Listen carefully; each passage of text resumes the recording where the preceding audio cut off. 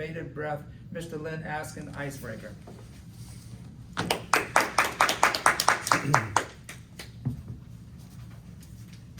Thank you, Mr. Toastmaster, fellow Toastmasters.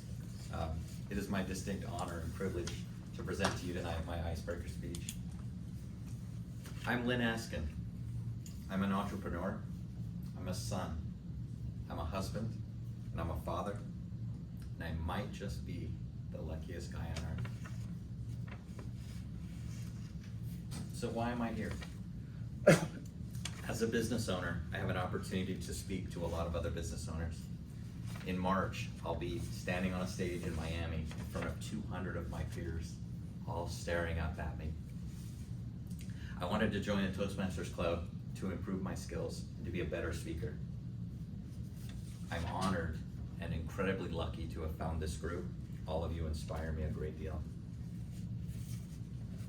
I won't forget the first time that I ever spoke in front of a business, in front of a group of businesses. I was on the stage. Well, it wasn't actually a stage. It was at the Rice Palace at Crowley, Louisiana. I spoke to the Crowley Chamber of Commerce.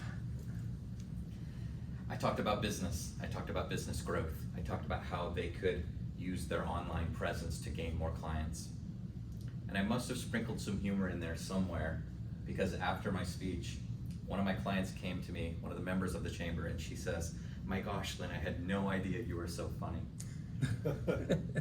My wife, my loving wife, didn't miss a beat, and she said, "Neither did I."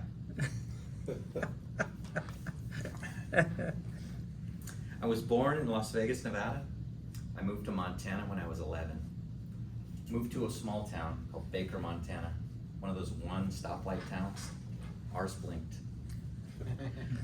I went to high school with 200 of my closest friends from ages 7 to 12, small school, where I was able to do a lot of things that I wouldn't have been able to do in Las Vegas. Played football, played basketball, I ran track, played baseball. All of those things I feel incredibly lucky to have been able to do in that small town.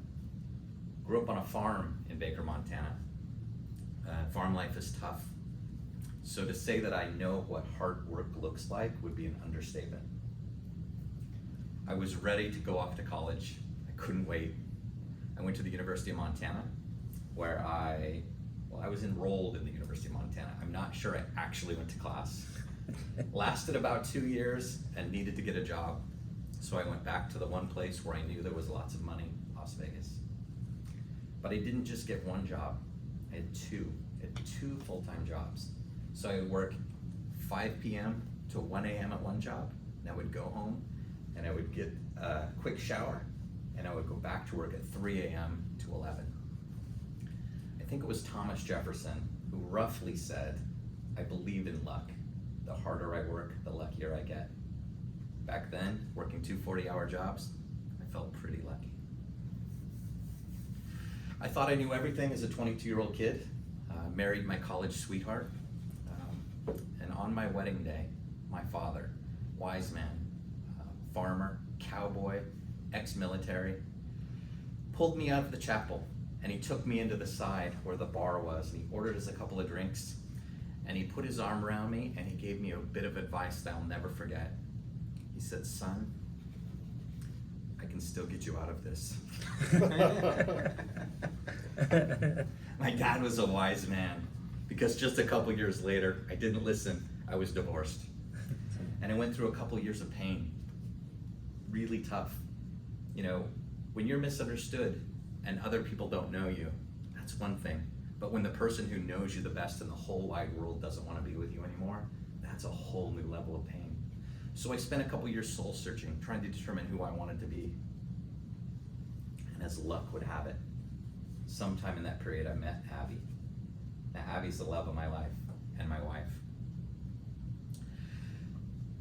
My wife is an angel. She takes care of her parents who live just a couple doors down from us. She takes care of our family. And she gave me the greatest gift of all, my son Grant. Now Grant, don't get me started. If I started to speak about him, I would break Benji's record of 12 minutes. And so I will tell you this about my son. He's remarkable. At 14, he graduated high school. 18, he earned a full tuition scholarship to the University of Louisiana. And this fall, he'll graduate with a computer science degree just after his 20th birthday. All of that with a full tuition scholarship, which means I didn't pay a single dollar for college. I might be the luckiest guy ever. But my life was not without pain. It was not without hardship. I lost my father a couple of years ago, and it left a hole in my heart that will never be healed. And just in December of 2020, I suffered a massive pulmonary embolism. I'm lucky to be alive. My doctor told me it was the largest, scariest blood clot he's ever seen. He said that had I not called him that day and had I not come to his office, I would have died in my sleep that night. So I might be the luckiest guy on earth.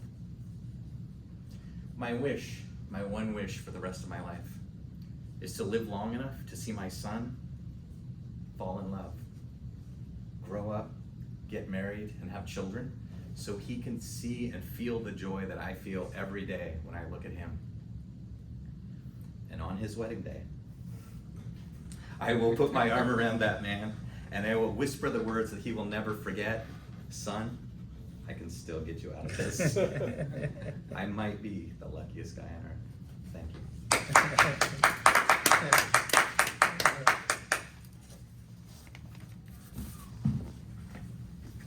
All right, that deserves another round. All right, good job. And if nothing else, you can breathe a sigh of relief, get that over with, and you're done with that. Good stuff. Always good. That was, right, Doug? That was Exactly. wonderful, man. Thank you. It was really great. Okay, let's see. I don't see anybody else. Can we get a timer's report, please?